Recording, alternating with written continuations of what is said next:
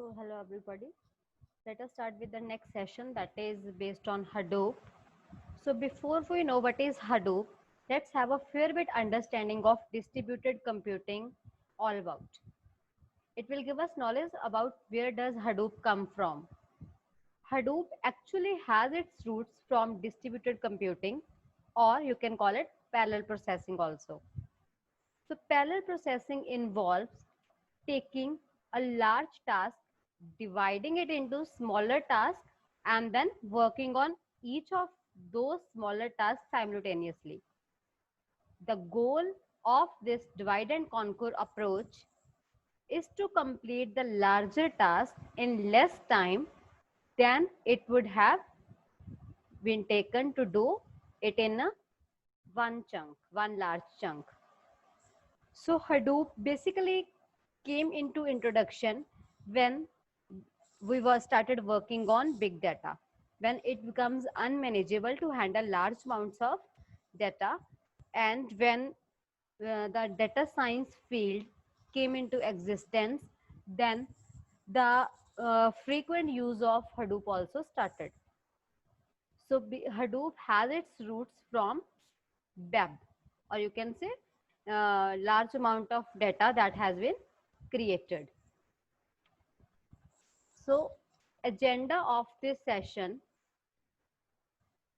is it will introduction to distributed computing, overview of supercomputing and its challenges, Hadoop as a solution to this problem, and history of Hadoop. How do Hadoop come into existence? So just have a look at this picture. Here we are having a grocery store. So your local grocery store provides a good real life analogy to parallel processing. Your grocery store must collect money from customers for the groceries they have purchased. He could install just one checkout stand with one cash register and force everyone to go at the same line. Then just imagine if there is a single line and it is moving slowly, people would get tired and they will get frustrated, and some would go elsewhere to other shop. So the grocer will start losing his or her customers. And a main target of data science or big data is about gaining more and more customers and profit maximization. So in this case, the grocer had to speed up the process. So your grocer doubtfully uses several checkout stands, each with a cash register or any type of billing counter of its own. This is parallel processing at work. Instead of checking out one customer at a time, your grocer can now handle several customers at a time. In the grocery store analogy, parallel processing required several checkout stands, each with its own cash register. So next analogy can be weather forecasting. It also provides real life example of parallel processing at work. Satellites used for weather forecasting collect millions of bytes of data per second on the condition of Earth's atmosphere, formation of clouds, intensity of the wind, direction of the wind, change in the temperature, and many other factors like humidity also. So this huge amount of data has to be processed by complex algorithms to arrive at a proper forecast. So single algorithm is not used to forecast the weather. It needs a number of programs that should be running. So thousands of iterations of computation may be needed to interpret this environmental data. Parallel computers are used to perform these computation in a timely manner. So whenever forecast can be generated early enough for it to be useful. So weather forecasting is very much useful with the help of parallel processing environment only, or you can say multiple environment or multiple processes performing its task. So we can now come to Another example that is based on our computer technology. Now suppose a system has to calculate a sum of digits, and those digits are fed in any of the CSV file. Then firstly it need to fetch the file and then calculate the sum. Now suppose it is taking 50 seconds. Now if we say it says single computer, if we are having single system, then it is taking 50 seconds to do a task. Now suppose we have put two computers, one computer 1, another computer 2. Now suppose a file was of approximately 1 GB, and we have divided the task likewise. 40% will be done by this and 60% task will be done by this. Now we are having two computers running parallelly. They are identical type of having identical hardware, means hardware configuration is same for both the computers. At the same time, this software configuration is also similar. So both the computers are identical in terms of hardware as well as software. So can anyone answer how much time will be taken to complete the task? The task is same. Now the task, but the task is divided into two computers. Can anyone answer how much time will be taken? You can unmute yourself or you can write in the chat box also. Earlier single system was taking 50 seconds. Now the task is divided into two computers. They are similar. The systems are similar in terms of hardware and software.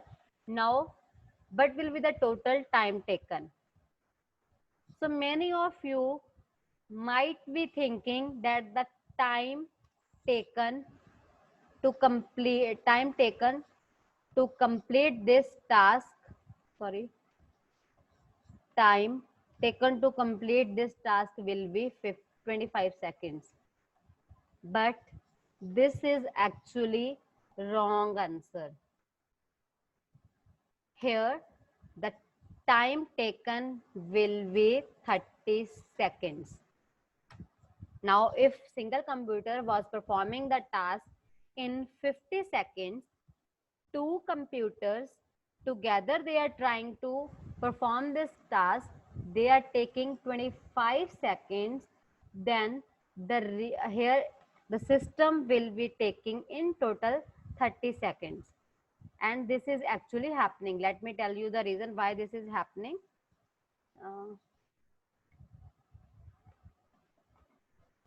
Now see, in this case, we are assuming there is input file that is of 1 GB, and this is the system which is trying to add the numbers which are present in this input file of 1 GB.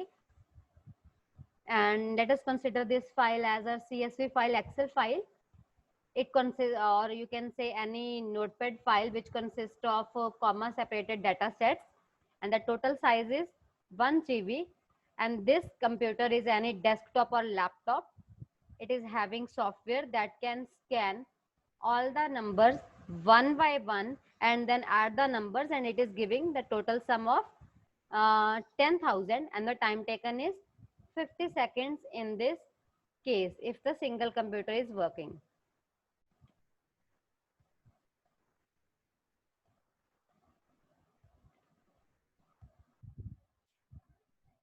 Now consider this example.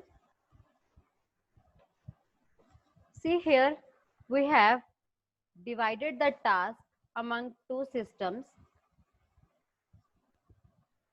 and these computers are identical in terms of hardware and software, as we have already discussed. The division of the work is done in two halves, but not necessarily equal halves. One is having 6,000, another one is processing 4,000 bytes. One computer is also needed, another, that is the third one, this one. This is the additional system which is needed, and this computer is going to work as the coordinator. And in distributed environment, or whenever we are working on Hadoop, same type of structure is being implemented. where we can have these much systems which are working, and these will be represented as a data nodes in that terminology, and this computer is the master one. And this computer's responsibility is to coordinate all the tasks. This system will distribute the task among these two systems, system 1 and system 2.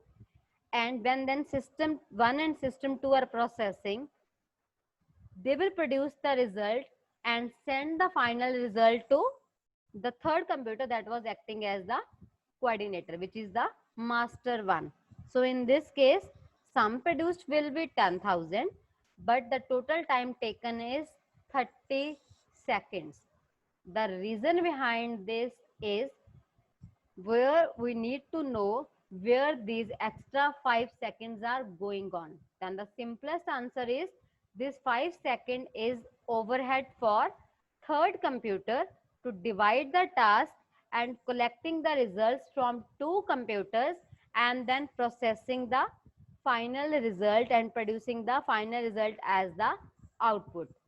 So the 5 seconds, additional 5 seconds has been spent in communication and coordination. So this is the underlying structure which gives a raise to distributed environment where the task is divided into multiple computers, that is parallel processing, or you can call it parallel computing, or you can call it multi-processing also. So these are the terms that are being used for distributed processing, but the main idea is using divide and conquer strategy. Now remember, all the problems cannot be solved using parallel computing. As we have studied in design and analysis of algorithms, there were problems like sorting and searching. In those problems, we have the ability to divide the problem into subtasks. We could have used divide and conquer strategy, but there are some problems in which divide and conquer strategy can't be used. So I assume you all have a good knowledge of all type of algorithms like divide and conquer strategy, backtracking, greedy method, and all algorithm design technologies. So your distributed environment is based on divide and conquer strategy. So all the algorithms that were designed with the help of divide and conquer strategy lies in distributed environment. So next, this is about a supercomputer. So if we talk about supercomputer, it's nothing else. It's just a cluster of computers. Whenever we talk about the term cluster of computers, it means group of certain computers. So there are many companies, IBM, Fujitsu, Cray, Intel, they all are using supercomputers. They all are supercomputer companies. And supercomputer is nothing but a chain of interconnected computers. So supercomputer is not a term like we call it dream for anything or any company, or you need to design a large computer. Nothing is like that. Supercomputer is just a chain of interconnected computers. So as we can see in this diagram, it is showing multiple processors are connected within the racks. In these racks are connected and multiple processors are being embedded in these. So this is, you can say, example of horizontal scaling also. As we need to increase the capacity, we discussed about this in vertical scaling while we were doing MongoDB. So that was implementing horizontal scaling. So in this case, multiple racks are horizontally attached as per a requirement. And then under this rack, multiple processors or hardware, whatever is needed, can be racked on in vertical directions also. So we can do scaling, we can perform sharding, which is the underlying structure for distributed environment, scaling and sharding. This can be done with the help of horizontal scaling, and this is actually a supercomputer. But there is overhead while using supercomputer. The reason is owning and maintaining of the supercomputer is very expensive, because supercomputer says whenever you are trying to make a single purpose supercomputer, then you must purchase or own the hardware from single vendor. Please focus on the term. I am using the term single vendor. It means all the hardware should be coming from single vendor, that is similar type of hardware is to be implemented if you are making a supercomputer. Now if you are buying all the systems of that are costing 1 lakh, then it will be quite expensive. But think about a terminology which says you can use multiple type of processors and you can buy the processors from different vendors, then it is cheaper as compared to buying similar type of supercomputers for which we are buying the hardware from single type of vendor. And whenever we are trying to implement a supercomputer, it is very expensive because we need a team of network engineers, because the network engineer should always be present who are performing connectivity among these different racks. And also we need system engineers who should be available for all the time to do configuration like tasks. And this is off the shelf distributed operating system is readily not available. We say whenever we are trying to implement a supercomputer, we are not having any ready-made supercomputer, but supercomputer can be built with the help of embedding similar type of hardwares, and those hardware should come from single vendor. And basically the vendors who are providing facility for supercomputers are very expensive. You can't configure a supercomputer with a smaller GB RAM configuration. Now, if we are trying to implement Hadoop, then we can go with 8 GB RAM. But if you are trying to implement a supercomputer which is there to perform the task similar to a distributed environment, then the RAM requirement is 80 GB. So obviously, if we are demanding 60 to 80 GB of RAM, then the systems will be quite expensive. That is the problem with the supercomputer, that we need a team of network engineers and system engineers, and then we need software persons, software development persons also who are there for all the time. So uses of supercomputers are there in weather forecasting or data analysis also. University research labs for studies related computational are also using supercomputers. Department of Defense and nuclear research are also using supercomputers. NASA like companies are also using supercomputers. So here we can say, if we are facing certain challenges in supercomputer, that is a general purpose operating system, like framework for parallel computing needs didn't exist in the real world. Off, we say off the shelf distributed operating system is readily not available. We have to customize. Whenever we have to customize, it means we have to buy hardware and we have to assemble. So we need a large team for for providing customization to our systems. Suppose you can take the real life example from your life also. If you are going to a particular organization, you are going to buy HP or any Apple laptop, then we buy it from a single vendor. It is expensive. At the same time, if you want to buy a system, any desktop computer or any configured system or any configured laptop, then you can buy the hardware from different vendors, and then we can assemble it at a single place, and it will be less expensive as compared to buying a laptop from a single vendor. So assembled system costs less as compared to buying a full-fledged ready-made system. It may be either desktop or it may be your laptop also. So similar is the term with supercomputers. or your distributed environment, but the facility that is embedding, that is using hardware from different vendors is provided with the help of Hadoop only, or supercomputers are not providing the facility of using computers from different vendors. So companies procuring supercomputers were logged to specific vendors for hardware support, because supercomputers are very performing very crucial tasks. So we can't take the risk of buying hardware from different vendors. So we say logged to specific vendors only. So initial cost of buying the hardware is very high, and whenever we are developing a customer software for individual use cases, we need a team of system engineers and network engineers.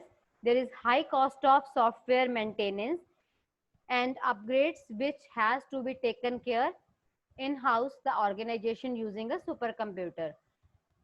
It is very difficult to do horizontal scaling when we are using supercomputers.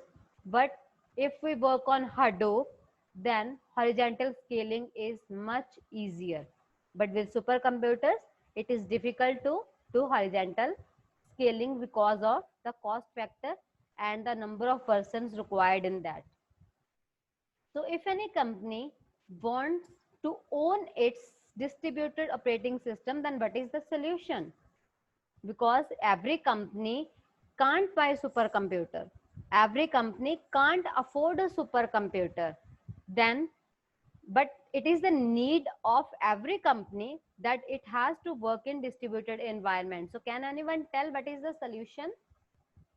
You can write in the chat box, or you can also unmute yourself to answer this. Now, my question is, a company wants to work in distributed environment because this is the need of today. But all companies can't afford a supercomputing task. Supercomputers are not affordable by every organization. So what is the solution? The only solution is Hadoops. Hadoop comes to rescue these things. So we say, if any company wants to own its own distributed operating system, then it needs a dedicated team of system engineers to build clouds. So you must have heard about Hadoop once or more than once in your lifetime. Hadoop is basically a software which you need to install on multiple systems, which is already interconnected by the means of networking infrastructure. So the first thing about Hadoop is it is free of cost and it is open source.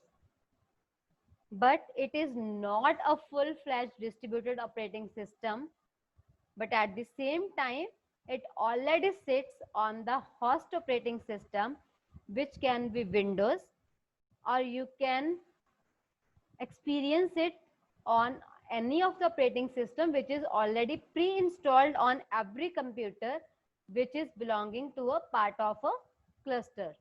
Now suppose you are working on Windows and you want to work on Hadoop, then nothing to worry, that Hadoop, basically Hadoop works well in with Linux operating system, but you need not to worry to install a Linux operating system, because Hadoop works wonderfully. It provides all the solutions to distributed environment. So you can run another operating system on the underlying operating system with the help of virtual machines. You can install VMware. At the same time, you can work on cloud services. You can work with the help of Cloudera, but the mandatory requirement for that is minimum RAM requirement is 8 GB. Your Cloudera will not work if you are having system configuration that is less than 8 GB. So Hadoop has a general purpose operating system like framework for parallel computing needs. It has options for upgrading the software free of cost. It is open to the power of distributed computing to wider set of audience. Wider set of audience means wider set of platforms also, like all type of operating systems. Mid-sized organization need not to be logged to specific vendors, which was there the problem with supercomputers. So this problem is overcome by the help of Hadoop.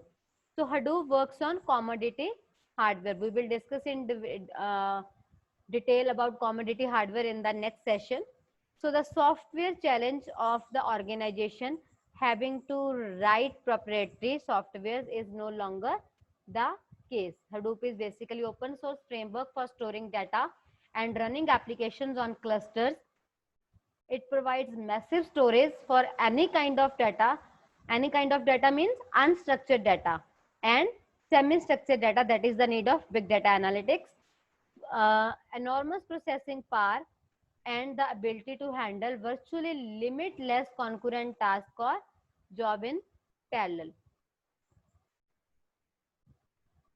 So Hadoop is a buzzword. It created a buzz in the environment, but it doesn't demand you to procure hardware from single vendor. Suppose you want 100 systems to be interconnected or 100 nodes in your cluster.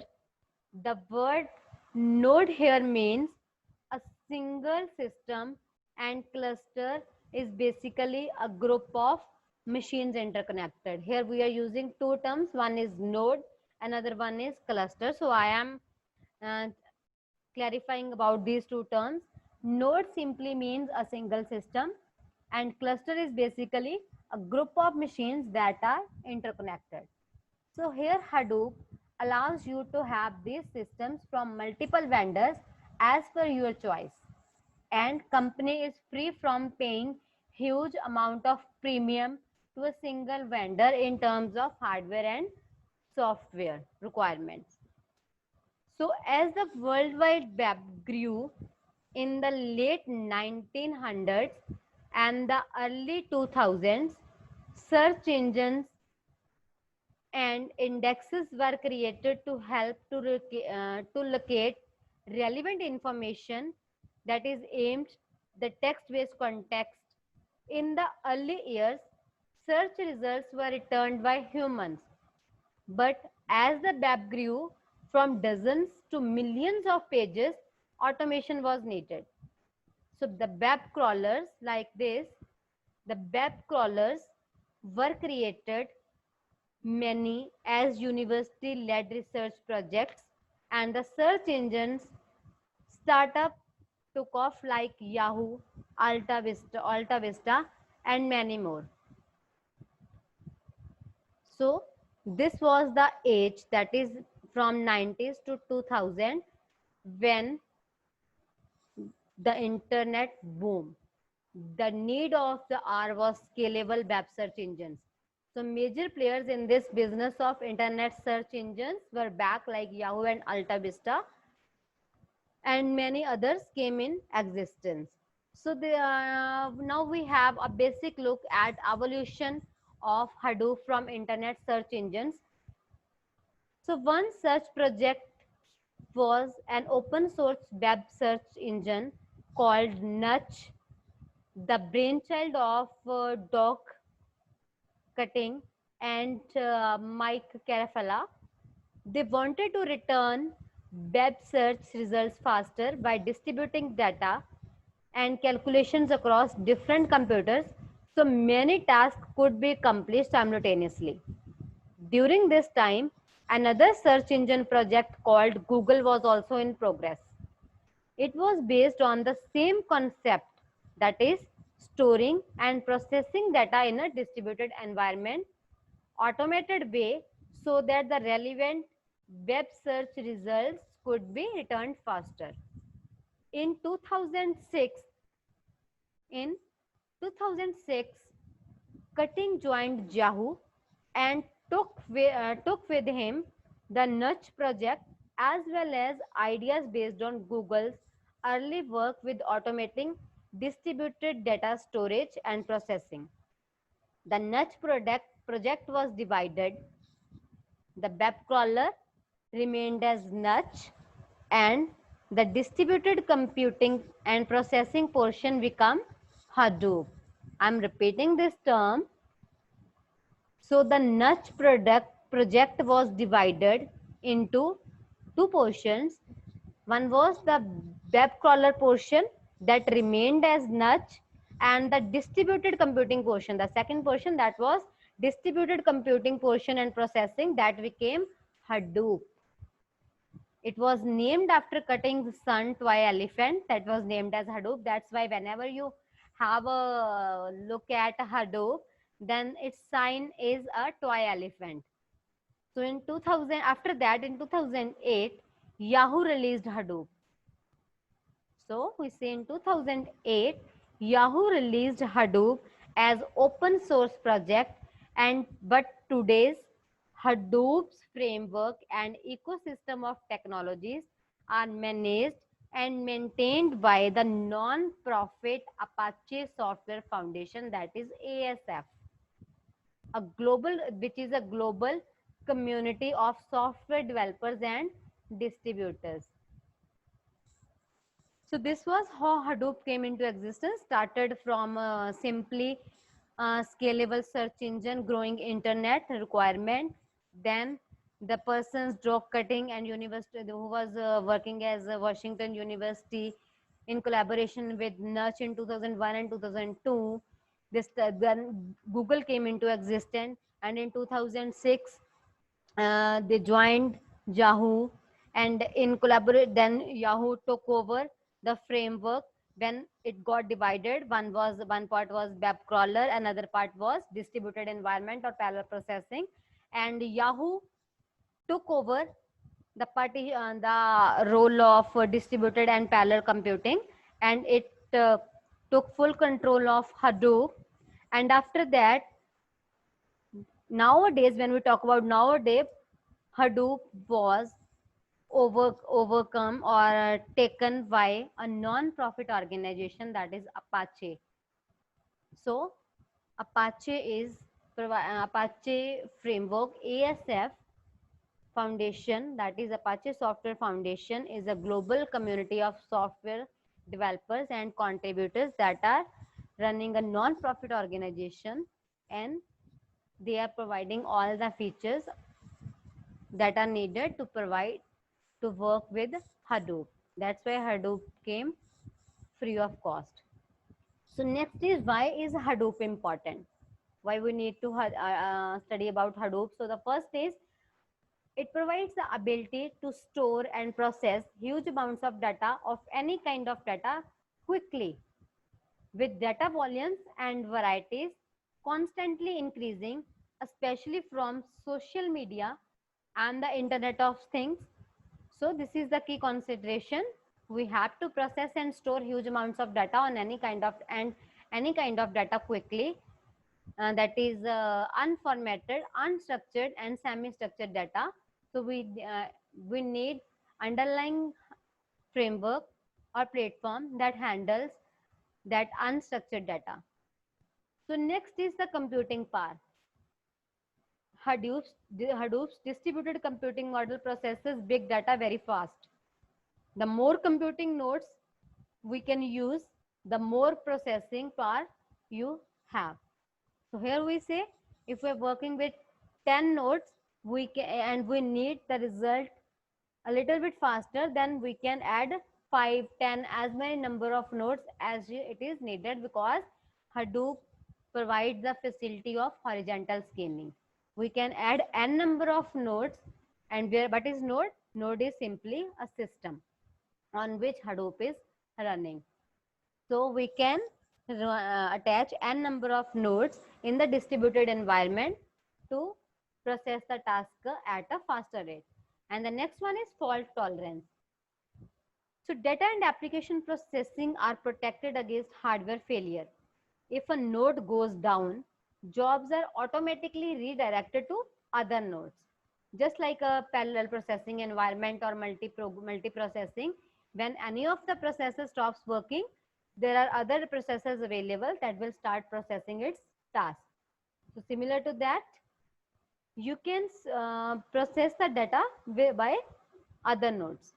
So other nodes Make sure the distributed computing doesn't fail at all. Multiple copies of all the data are stored automatically at different nodes. And the next is flexibility. Unlike traditional relational databases, you don't have to pre-process the data before storing it. You can store as much data as you want and decide how to use it at later stage. That includes unstructured data like text, images, and videos. And the next is low cost. The open source framework is free and it uses commodity hardware to store large quantities of data. You can easily grow your system to handle more data simply by adding the nodes. That is, little administration is required. It means less number of system engineers are needed, which provides scalability. So these are the features which make Hadoop an important framework. And summary of this session is here we have talked about parallel processing and what are the challenges and how you can rescue, how Hadoop can rescue for such problems, how Hadoop can handle big data problems, unstructured data, and Hadoop can work as a rescue tool for these challenges that are being faced in parallel processing environment. And what is Hadoop and what is its evolution, how Hadoop came into evolution, how when it was started by Duff and others, then it came with Yahoo. After that, ASF, that is Apache team that works for a novel cause. So you can say novel cause for persons like us. It is providing free of cost. So this was about our first session. And the next session, we will be discussing about architecture of Hadoop. That is very important. Before working on Hadoop and how to implement Hadoop, we must know what are the data nodes, what are the name nodes, what is master node, what is slave node, because before running Hadoop, we have to choose whether whether we have to work in standalone mode or how can you install Hadoop on a single system, because Hadoop is basically distributed environment, but we can't have hundreds of computers with us. So we can work on a single computer. We can make a single system to